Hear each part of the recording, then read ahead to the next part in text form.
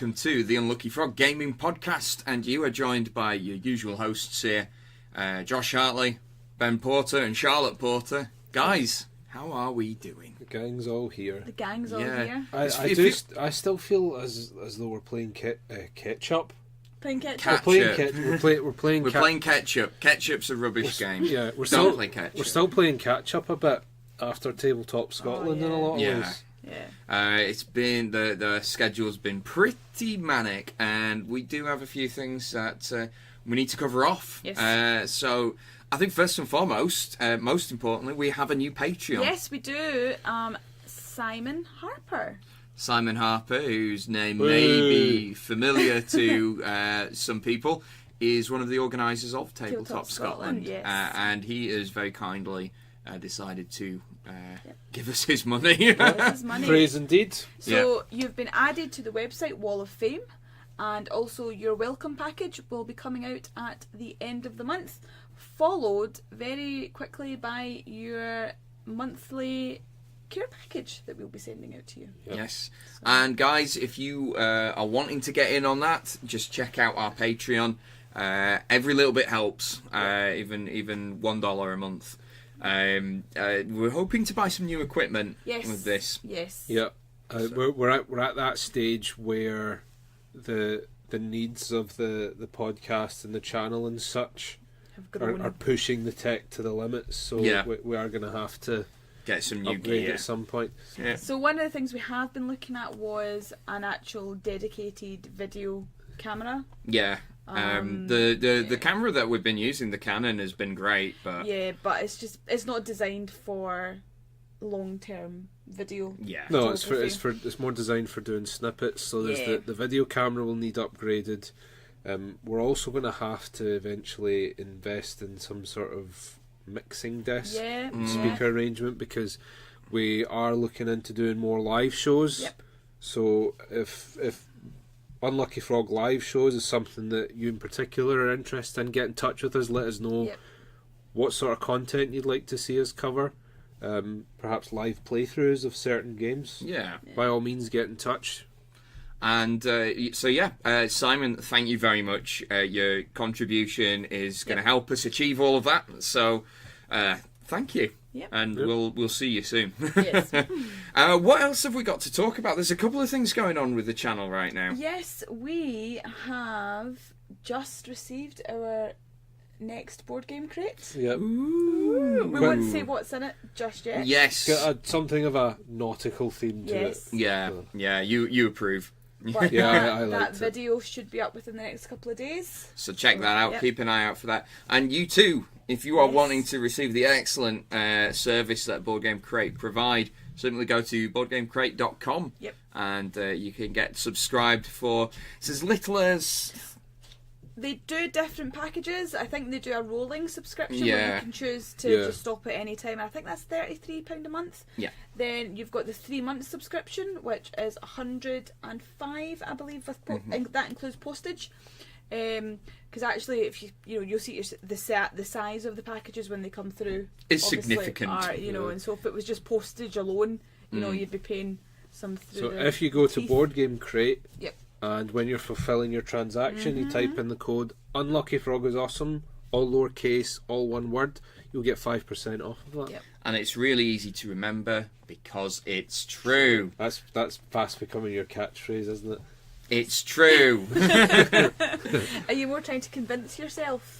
There is a sort of desperation within your voice. I don't need to convince myself that our work is awesome because I think it is evident. We're also in the final week of our Brothers competition. Yes. Yeah, we've got this copy of Brothers to give away. So check out the link that we'll provide in the show notes. That's shaking. Ben Rattling Brothers. Yep.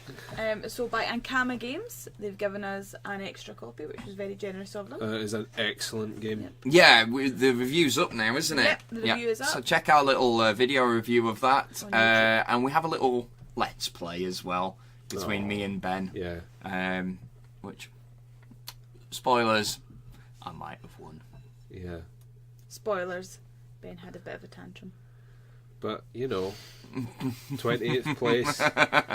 Oh, come on! That's all I'm saying. Come on! Keep bringing, just carting that dead horse out again to flog. Well, you've got 1966. I've got UK Games Expo 2018 now, so. But yeah, I think that's all the sort of housekeeping notes. The Unlucky Frog stuff. So, news-wise, Halloween is fast approaching. Yes. Mm-hmm. And there are whispers, spooky whispers, of Betrayal Legacy. Ooh! So this is one that we've been quite excited about. Well, we love Betrayal at House of the Hill, and we love Legacy games. Yeah, screw the haters. We love Betrayal. Yeah, so we're looking forward to the mashup of those two. So we think that's coming out in October at some point. They haven't confirmed a date yet. I haven't seen a date confirmed. If anyone knows one, let us know. Seems like a bit of a missed opportunity if they don't release it for Halloween. Oh yeah, definitely. Right? So. Well, no, I think people will want it for Halloween because I'm thinking we could do like a Halloween game marathon. So you need to physically have the games. So Halloween. what's your Halloween game marathon consisting of? Not zombies. Mysterium. You just had to get that in there. Definitely No not zombies. zombies. Not zombies. Mysterium. Mysterium is a great shout. Zombicide. Zombicide. Okay. Yeah. Betrayal at House in the Hell, yeah. Or Betrayal Legacy if it's Betrayal out by Legacy. then. Or even Betrayal. Can I put forward Letters from Whitechapel? Yes, you may. Can I put forward and segue into the next item very quickly? Yes, you can. The Nightvault. The Nightvault. Yeah. So the next expansion for Warhammer Underworlds, because it's Warhammer Underworld, not Shadespire. Yes. Yeah, I'm still going to be calling it It's gonna change. Shadespire We're for going to like start years. a Shadespire jar, and every time somebody says Shadespire, you have to put a pound in. Yeah. We'll be rich by the end of the week. Oh yeah. So the next expansion's coming out. Yeah, it looks again as we've come to expect from Games Workshop. The models look fantastic. Oh yeah. That's a given.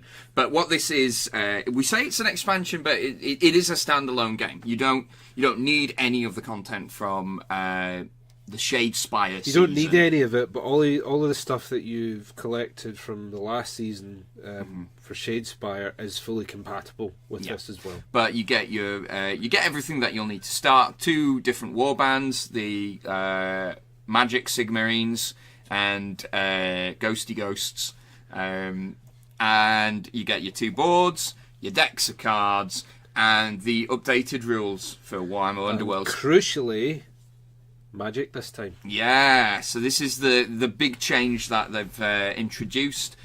Certain characters are spellcasters, and that gives them access to new abilities, and you get these funky looking spell dice as well. So from what I understand, the way it works is on a spellcasting character's card, there's a number next to the magic symbol, and that indicates their wizard level. So to use the example of the leader of the Cursebreakers, the Stormcast faction, he's a level 2 wizard, so that means he gets to roll 2 magic dice when he casts a spell. So it's that idea: the higher your wizard level, the more reliably you're going to be casting spells. So the other 2 Stormcasts that go with them are both level 1, so they can cast spells, but not as reliably as he can. Yeah. So it'll be interesting to see what impact magic will have on Underworlds. Of course, I really like the fact that you can use your warbands that you're used to from the Shadespire season.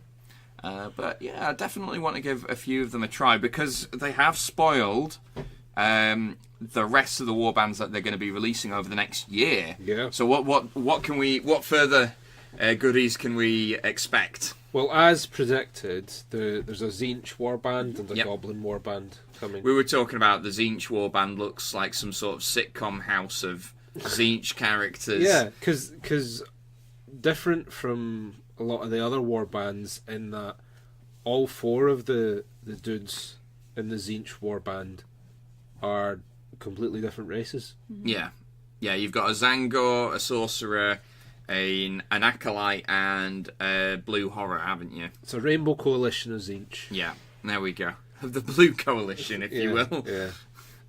The Goblins, there's about 6 of them. with squigs. Yeah, squigs, fanatics, nets, all the usual madcap goblin shenanigans. We've got Caradron overlords, steampunk dwarfs with guns. Yeah. You've got dryads. It's vengeful tree spirits, sort of elfy type creatures. You've got a Dark Oath warband, which are they're like unaligned chaos. Yeah. You've Chaos United. Yep, that works. Yeah.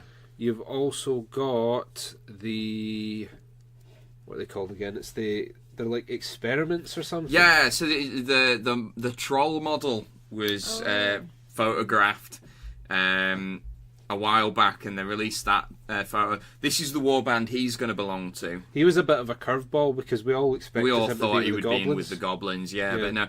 So he's in his own warband, and it looks like there's some other sort of weird monsters in with him. Yeah, there's like a mushroom creature. Yeah. The bat squig's in with him. Yeah. And then there's like a rock monster. Mm.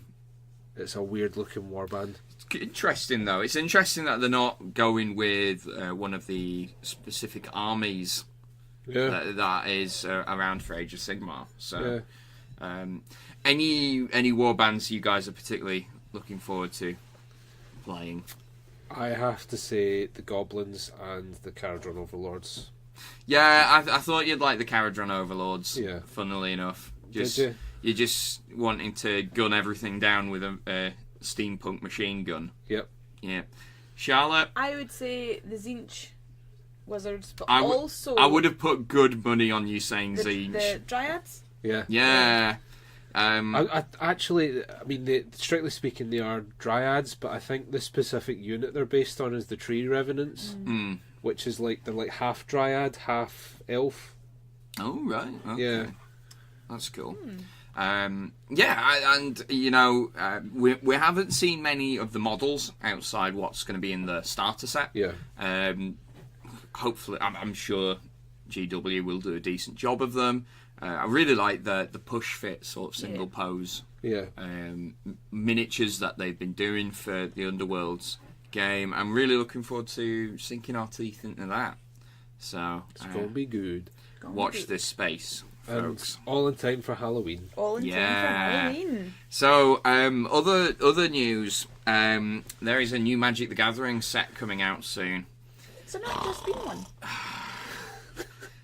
Ben, they do release a new set every quarter. Right. Okay. Or more frequently than that. Okay. So they do get through them quite quickly. The M19. M19 has just come out, so that's the core set. Right. We are now. The new set is going to be Guilds of Ravnica. Ooh. So we are going back to Ravnica. So this is the third set in Ravnica. We've got 5 of the 10 guilds. For those who aren't too familiar with the setting of Ravnica, it's one big city, one giant city that's controlled by 10 guilds, and each guild is a colour pair. It's kind of from like Magic the Gathering. Coruscant, but magic. Yeah, basically. Yeah. Very well put. Yeah. So the 5 guilds in this set, you've got the best guild of them all, in my opinion, Izzet, which is blue-red. Selesnya, which is the green-white guild. They're all about lots of creatures, little token guys. You've got Golgari, which is green-black, which is all about using your graveyard and getting stuff back from it or getting some benefit for it. You have the Dimir, which is blue-black. These are the super bad guys. They're super shady. And they've got an ability, Surveil, where you can check the top cards of your deck and you can either put them in the bin or put them back if you want to draw that card. And Boros, which is red-white. These are super good guys. They are soldiers, and their whole thing is being really fast and aggressive. So all the guilds, what I like about the guilds is that they, fluff-wise, kind of represent what that colour pair is really good at doing. Yeah. So Izzet, which is one of my favourite ones, is really good at just non-creature spells, like just lightning bolts and counter spells and all of that for days. It's a really popular setting, Ravnica, so I think this is This is going to be well received. Popular enough to get a Dungeons and Dragons expansion. Yeah, and this is something I really want to try out. Yeah. Because that comes out soon. Am I right? Next couple of months, I think. Anyway. Yeah. It's one of these ones. They're releasing it in the run up to Christmas, so it is very much imminent. But again, I'm not sure exactly. I have a bit of bad news that I need to break to you, Ben. Okay. There are no dwarfs in Ravnica. Well, I don't play Magic anyway, so so you don't care. yeah. Right. Moving on. So hopefully I'll get a chance to go to a pre-release. I can update you all on how miserably I do. So, so I think we've covered off quite a few of the upcoming releases. So what games have we been playing lately? Well, Charlotte and myself had a bit of a Splurge. splurge. We did. There's no word for it. So we recently acquired Role Player Fallout Wasteland Warfare, Yeah.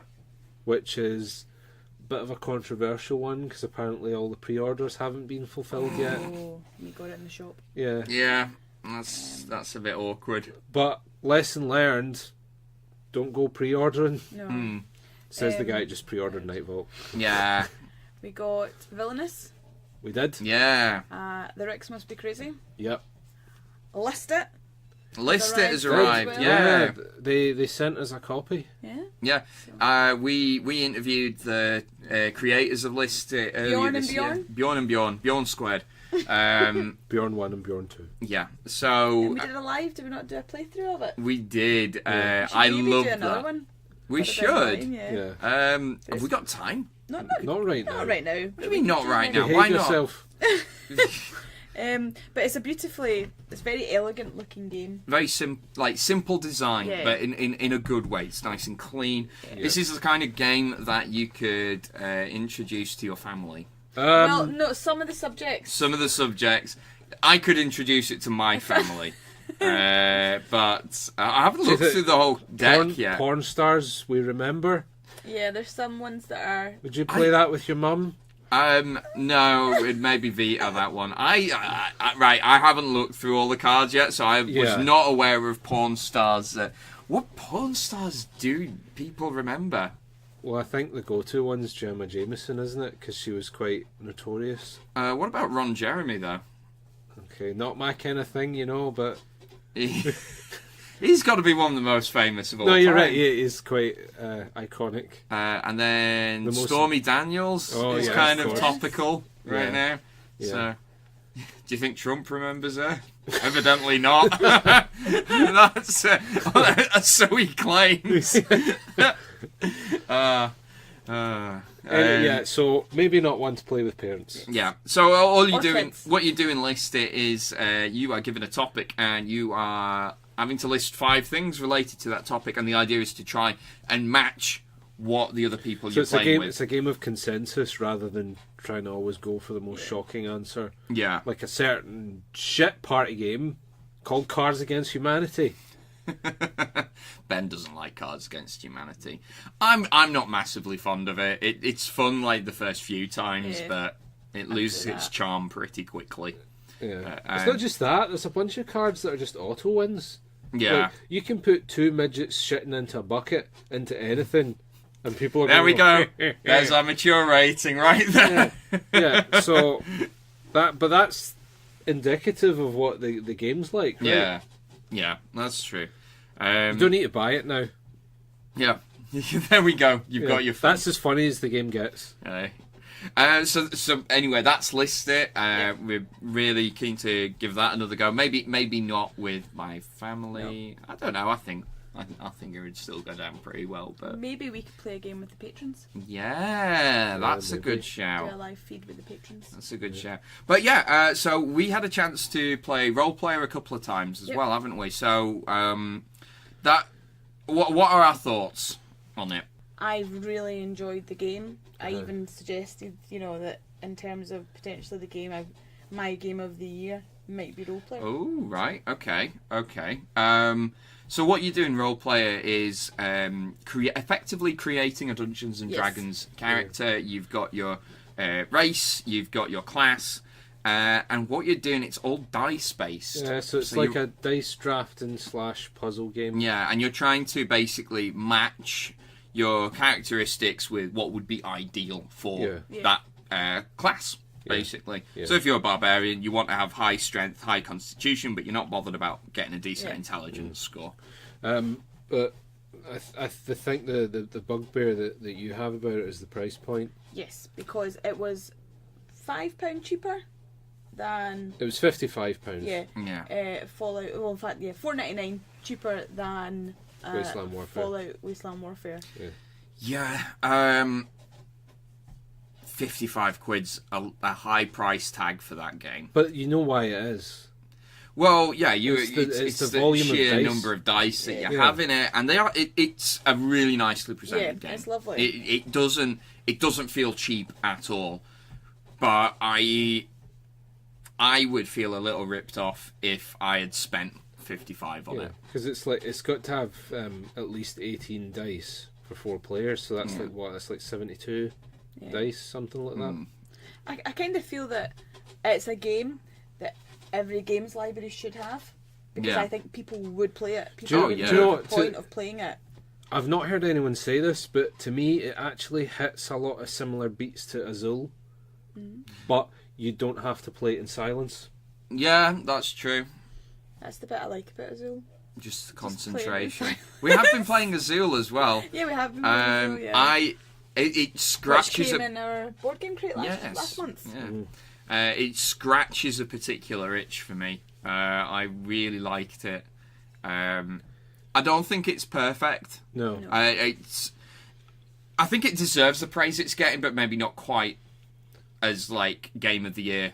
Well, as a lot of people have been saying. I've said to you guys before many times, Spiel des Jahres doesn't hold much stock for me because despite it maybe doesn't have the hold on the industry that it did like a few years ago, but it's the fact that it still dictates the calendar for most people. Like pretty much every other Game of the Year award will use maybe not Spiel des Jahres, but we'll use Essen, which is part of Spiel des Jahres, as the beginning and end marker for the gaming year. Yeah.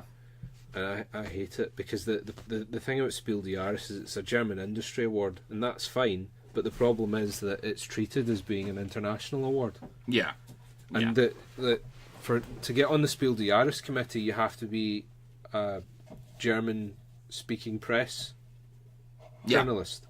So right so away, there's a bias. There's a bias towards German games, so it meant that a lot of games that were better than Azul were excluded from even a nomination for Spiel des Jahres because the committee wasn't happy with the standard of translation for some of the rulebooks. Yeah, which is that's fair complaint, but it's just I wish people would.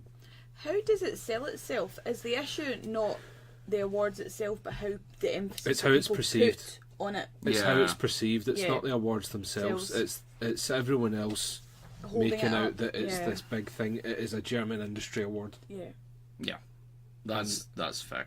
People need to remember that. But I do enjoy Azul, and I do want to. I want to play more of it. You are right, Ben. Everyone's just sat in silence. Just I don't like that. It's not a game I think we could stream. No, I don't think it would be entertaining. You could play that on your mobile and have a fairly similar experience. I know there's a certain argument that you have the tactile thing with the tiles and all that. They are very nice. It does look nice, but I feel like Role Player offers a similar experience, but people are all laughing and joking a bit. Yeah, that's fair. I can see where you're coming from on that. Yeah. But definitely want to try more of both. Yeah. But you guys have had a chance to play Wasteland Warfare, haven't you, as well? Just one last night, and then I think you did a solo campaign, didn't you? Well, not a solo campaign, but I did. I just did that playthrough on my own just to try and wrap my head around the AI rules, because there's a lot of special rules in Wasteland Warfare. There's a lot going on. I think that if it was just another war game that was just a versus type thing, then I wouldn't have bothered with it. But the fact that it's got this campaign play, it's got the whole AI system, and it even has a game mode you can play where you have your own settlement. Yeah. Level up and upgrade your survivors, and like you can actually buy turrets and stuff like that for your settlement. That's really the cool. thing that I love about, because when we were talking about it, Kingdom Death. Yeah. That's the bit that I really like about Kingdom Death, is the settlement side of it. But as I said to you, I'm done with Kingdom Death, because they've decided to make a brutally challenging game, which is fine. But the problem is there's just too much randomness in Kingdom Death. Yeah. There's just too much stuff that you cannot control. It's one thing to make the Dark Souls video games are difficult, but they're widely praised because there is a way through them. Yeah, you can win them. With clever planning and a bit of skill, you can overcome pretty much every challenge in that game. Kingdom Death just kicks you to the curb at every chance it gets. We should point out it was Mark of Wreck and Ruin fame who has brought Kingdom Death over, and do you think it's fair to say, Ben, you probably weren't having the best of days? I wasn't having the best of days, and then just all this horrible stuff happened there. But like even having a bit of time to reflect on it, I feel like I've spent enough time in the Kingdom Death universe, and it's not for me. I wanted to like it, but I didn't. It was one of those ones. So the comparison that we were making, though, is that actually Wasteland Warfare might give you that sort of same experience. I think this might be the one. You can have that, and you feel like you're winning. You've been here before, Ben. you rush into a new miniatures game. And sometimes you just get hurt, though. I know. Sometimes you get hurt. But sometimes it's worth the pain. That sounds like Kingdom Death. Yeah. No. No? I need to go for counselling with Kingdom Death. Going to delve a bit more into that, because it's one of these ones that I'm trying to be careful in my approach to learning the game, where what I'm doing is introducing new rules slowly but surely, rather than just throwing everything in at once and getting everything that's wrong. fair. So I'm trying to get the combat and movement system and the AI system down pat, and then I'm going to look at the scavenging and stuff like that, and then when I'm comfortable with that, I'm going to look at the settlement rules. Yeah. Well, let us know how you get on with that, and I'm definitely up for play more of it. And Disney Villainous. Yes. We played this at Tabletop Scotland as well. Well, you did, and was it Callum you played with? Yeah. 'Cause I didn't. Yeah, I did. Dirty Santa. Dirty Santa. Is he Santa. Is he now Dirty Santa? No, the listeners don't know about this. This is an in-joke. He's Lanky Santa. Yeah, it was Mark accidentally referred to him once as Dirty Santa. Yeah. Lanky Santa. But so we got another chance to try Disney Villainous. What do you guys think of it so far? Well, I would like to have played, because basically you identified that there's sort of like there's 6 characters, 3 that are a bit easier to get into and 3 that are a bit more advanced. But because you had already played it, I came in at the more advanced thing, and I did get it. I did get it. I did. I know what I was doing, but I would like to. I don't feel I need to try one of the lesser ones now, but I kind of feel that maybe it's a good point to start off doing Prince John. Make all the money. So the 3 easier characters to play are Prince John, Queen of Hearts, and Maleficent. Yeah. Because they really just have one step to their objective, whereas the other 3 are a bit more complex. And I actually think this is a clever bit of design, because it means that if you're a seasoned gamer, you can introduce it to people without having to pull your punches necessarily. Yeah. You can still have a degree of challenge, because it's one of the things that I think it's where you maybe struggle to keep up momentum with some games, because you'll go through this phase of introducing it to everyone in your peer group, and you have to play on easy mode for ages with the same strictures and scenarios, and eventually what will happen is you're trying to introduce it to people to get people to play it with, and then you're going to burn out on it. Nah. whereas Villainous has got round this by having the asymmetric. I'd never thought of it, but you when you pointed that out, it's like, oh, actually, yeah, that's pretty clever design. If it was intentional, which I believe it is. I think it was. At the same time, it would have been worthwhile stating that somewhere in the rules. Yeah, because I don't think a lot of people view it the same way I do. Yeah. Because even just looking at it, if this is your first game, why not try A, B, or C? You know. Yeah. And you do get games that say that. You know, if this is the first time playing it, try this, or try it on this mode, or try using this character. Yeah. It means if like you're babysitting, Yeah. and there's a couple of kids want to play a game, it means that the kids could play Prince John and Maleficent, and you could have a go at Ursula or something like that, and it means that the playing fields evens out somewhat. So I do have one issue with Villainous. It's the cauldron, isn't it? The cauldron's crap. Oh my god. Oh good lord! For a game, right? That So beautifully presented. Everything has been presented correctly, down to a T. Apart from that damn cauldron that you put the little power tokens in. It's made from like the same plastic as the cups you get at the dentist to rinse your mouth out. Yeah, and it's crunch as you put it it's so disappointing. Yeah, it's actually I feel like I would like the game more if they didn't include anything like that. I was just none the wiser for this. Well, I've seen in some of the board game chat groups that folk are, now that we're coming into Halloween season, folk are like picked up little wee cauldrons. And are Okay. using the wee cauldron. Oh, that's neat. But actually just picking that's up wee smart, yeah. things to use because everybody hates the cauldron. but it's like Josh says, they'd be as well not including it. Yeah. They'd not get as much complaint if it didn't exist. I've no idea why they did it. I kind of feel as if it's like they'd used all the expenses they got to play. They were done, and somebody's like, "Oh no, but what about that thing?" You think they assigned it to the Damn intern? it! It's like, oh yeah, we already spent all that money on the 3D models. We've So got £3 for to go down Poundland. To try and pick up. I've got $3 bob. yeah. Let's see what we can get. But because it has the look and feel of a collector's piece, and that does Yeah. detract from the Yeah. feel somewhat. Yeah. So. Even the miniatures are beautiful. But I was The even wee- like even the cover yeah. with the gold Yeah. leaf on it and all Yeah. that. It's a beautifully presented game. And then they just ruin it.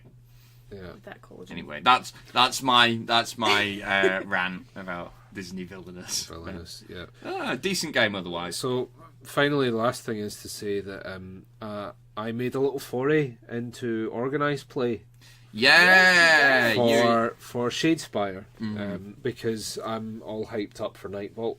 yeah. How'd you do? So I was running late for the event because I was doing sound at church, so there was no way I could get out of that. I thought they were holding the event back because I didn't think many people were going, but I got there and they told me that they were giving me a buy. So All right. That's not. Yeah. So a buy in this instance just counted as a draw. Yeah. And so we were going to play 3 games over the day. I lost my first game to Paul, who ended up winning the whole thing. Okay. So he was playing Magore's Fiends, and by the second turn, he'd killed 2 of my guys. So I was like, okay, I'm going to. I haven't come up against Magore's Fiends yet. How's the demon pupper? It's one of these ones that I feel, personally, as a dwarf player, it felt like a Mexican standoff. Yeah. It was like, who's going to kill whose leader first? Right. And he just happened to roll a crit on his leader for the attack that I made. So he lucked out. He was a very competent player, don't get me wrong, but that really was what swung it. Mm-hmm. And then, he managed to make his attack against me, because we both had cleave as well. So Oh, right. Ooh. it was just a matter of who got the first hit in, Yeah. and I whiffed mine. Yeah. So, and they didn't use best of 3, which I found a bit odd, Mm-hmm. but I think it was just so they could get through all the games. So I lost that game, and then I played against a guy called Tom, who's actually a Magic player, who's decided to make the foray into Warhammer Underworlds. So that was quite nice. It was a very different tone to that game, because although it was organised play, I was kind of helping him with what he did, but I still won. Because you learn through pain, right? Yeah. Yeah. What are you laughing at? Right, so no, but I helped him out a bit, Yeah. explained like some of the things that he could do, that sort of thing. But so I got a draw, a loss, and a win. So Yeah. Not bad. That's all right. Perfectly average. So where was that? Comic Crazy? that was Comic Crazy. It was my first time ever at that I've venue. never been yet. Yeah, it's nice. I was really impressed with it. I Yeah. felt like you guys understated it a bit. It's a Really? really impressive venue. All right. Because it used to be a bar. Yeah. So there's a huge amount of gaming space in Mm-hmm. it compared to a lot of the other shops in and around Glasgow and the West.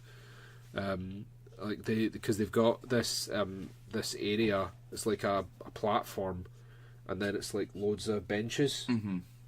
And they've kept a lot of the features and decor from when it was a pub. So there's a lot of like wood paneling and stuff like that. So it looks really nice. And they've got a huge selection in the shop. The staff were all great. Mm-hmm. And with it being organised play as well, we all got our promo You stuff. got your at the freebies. end. Yeah, so I got my plastic shade glass tokens, and I got my much coveted Fire Slayer alternate art cards. Mm-hmm. So You're a happy I man. felt like a winner in the end. Yeah, excellent. And I think with that, that's all we're going to have time for today. So look, guys, thank you very much for listening. Be sure just to check out our other stuff. We've got plenty of videos coming up and articles on the website. And, if you're feeling generous, remember, we'll take your money through Patreon. Yeah. So, but until next time, guys, take care. We'll see you soon. Bye. Hi there, guys. I hope you enjoyed the episode. This is Ewan Bowers for the Unlucky Frog Gaming Podcast, executive producer. I believe that's my title. I believe I put enough into the Patreon. You too can put money into the Patreon. It's highly recommended. It helps these guys out. But if you're too cheap, there's always the Twitter and the Facebook page. You can get those on just searching Unlucky Frog Gaming. And there's also a website, www.unluckyfrog.com. I want to be a producer. You can't. There can only be one producer, Tom.